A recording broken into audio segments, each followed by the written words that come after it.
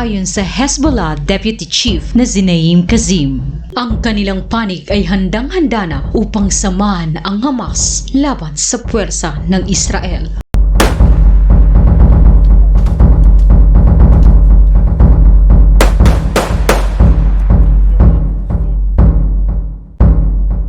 Sa loob ng mga nakaraang araw, ang grupong Hezbollah at Israel ay nagpalitan ng putukan sa border ng Israel at Lebanon na nagbabanta ng mas palalakihin nito ang gulo sa pagitan ng Israel at Hamas. Sa video na ito ay kikilalanin natin sino nga ba ang Hezbollah, gaano sila kalakas, ano ang kanilang pakay, at bakit gusto na nitong sumali sa sigalot sa pagitan ng Israel at Hamas.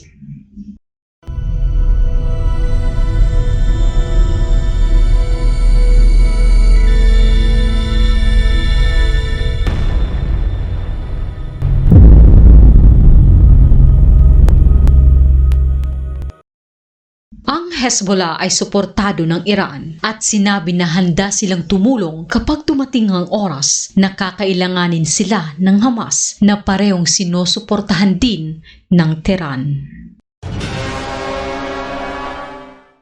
Ang Hezbollah ay umusbong noong unang bahagi ng dekada 80 sa gitna ng 15 taong kaguluhan ng Lebanese Civil War. Mula pa noong 1943, ang politikal na kapangyarihan sa Lebanon ay nahati sa mga pangunahing relihiyosong grupo ng bansa, ang mga Sunni Muslim, Shiite Muslim at Maronite Christian.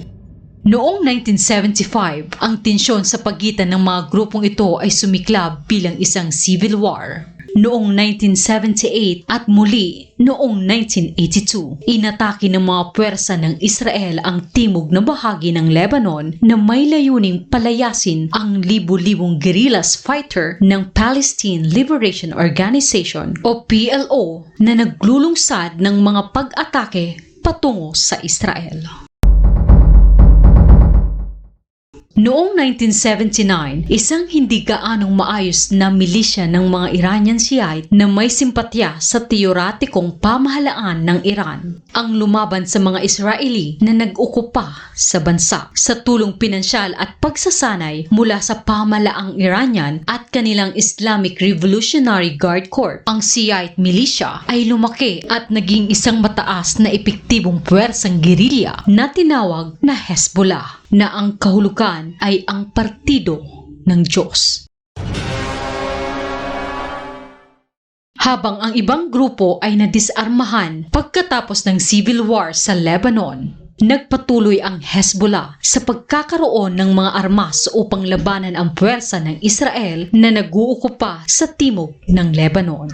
Matapos ang maraming taon ng alitan, umatras ang Israel noong taong 2000, ngunit nagpatuloy ang pakikipagtunggalian nito sa Hezbollah, lalo na sa Sheba Farms, isang pinag-aawayang lugar na hangganan ng Israel at Lebanon. Nagpakita ang Hezbollah ng kanilang pag-usbong sa aspeto ng militar noong 2006 sa loob ng 5 linggong digmaan laban sa Israel na nagsimula matapos itong tumawid papasok sa Israel at nandukot ng 2 sundalo at pagpatay sa iba pa. Sa gitna ng kaguluhan, binomba ng Hezbollah ang Israel ng libu-libong rockets. Umabot ng 1,200 katao ang namatay sa Lebanon, kung saan karamihan sa kanila ay mga sibilyan. Ang 152 Israeli naman ang namatay, karamihan dito ay sundalo. Lumakas ang kapangyarihan ng militar ng Hezbollah matapos silang mag-deploy sa Syria, isa pang kaalyado ng Iran sa rehiyon, upang tumulong kay President Bashar al-Assad sa pagsugpo sa mga rebelde ng mga Sunni Muslim.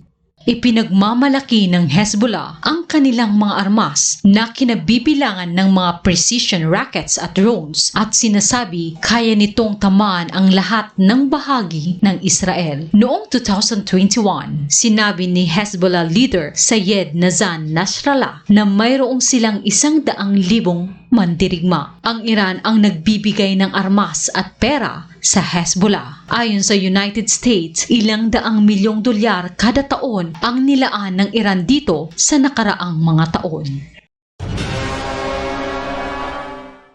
Noong ikapito ng Oktubre ng kasalukuyang taon, sinabi ng Hezbollah na sila ay nasa direktang komunikasyon sa pamunuan ng Palestinian Resistance. Noong araw na isinagawa ng mga Hamas ang isang hindi pangkaraniwang atake mula sa Gaza patungong Israel, kung saan namatay ang 1,300 katao. Bilang tugon, nagpatupad ang Israel ng matinding mga airstrike sa Gaza kung saan halos 3,000 katao ang namatay. Mula pa noong ikapito ng Oktubre, ilang beses nang nagpalitan ng putukan ang Hezbollah at Israel sa kanilang border. Ang Hamas at Islamic Jihad na parehong may presensya sa Lebanon ay naglungsad ng mga pag-atake laban sa Israel mula sa Lebanon sa unang beses. Kasama na rito ang pagtawid sa border ng Islamic Jihad patungong Israel noong ika-10 ng Oktubre. At ayon sa Hezbollah Deputy Chief na Zinaim Qasim, ang kanilang panig ay handang-handa na upang samahan ang Hamas laban sa puwersa ng Israel, at patuloy ang pakikipag-usap nila sa Iran's Foreign Minister upang pag-usapan ang sitwasyon at planuhin ang susunod na hakbang. Noong ika-14 ng Oktubre, sinabi ni Shaki Hanegbi, ang National Security Advisor ng Israeli Prime Minister Benjamin Netanyahu, na tila't itinuturing na limitado sa ngayon ang alitan sa pagitan ng Hezbollah at Israel. Binalaan ni Hanegbi ang Hezbollah na huwag gawin ang anumang hakbang na maaaring magdulot ng pagkawasak sa Lebanon. Sa ngayon, hindi pa nagbigay ng komento si Hezbollah leader Syed Hassan Nasrallah hinggil sa patuloy na digmaan sa Israel. Naglabas din ng pahayag ang IDF na nagbabala sa mga taga-Gaza na lisanin ang kanilang mga tahanan dahil sa mas tumitinding opensa nila sa Gaza, lalo na ang mga teroristang Hamas ay nagtatago sa mga tunnels sa ilalim ng Gaza City at sa loob ng mga residential buildings. Ngunit sinabihan ng Hamas ang mga taga-Gaza na manatili sa kanilang mga tahanan, habang itinuring na peking propaganda ang mga utos na mag-evacuate. Kahit pa ang militar ng Israel ay nag-deploy na ng humigit kumulang na 360,000 sundalo sa border ng Gaza. Dahil sa hakbang na yon ng Hamas, sinasabi ng iba na desperado na ang mga Hamas, kaya't ginagawa na nilang human shield ang mga inosenteng tao.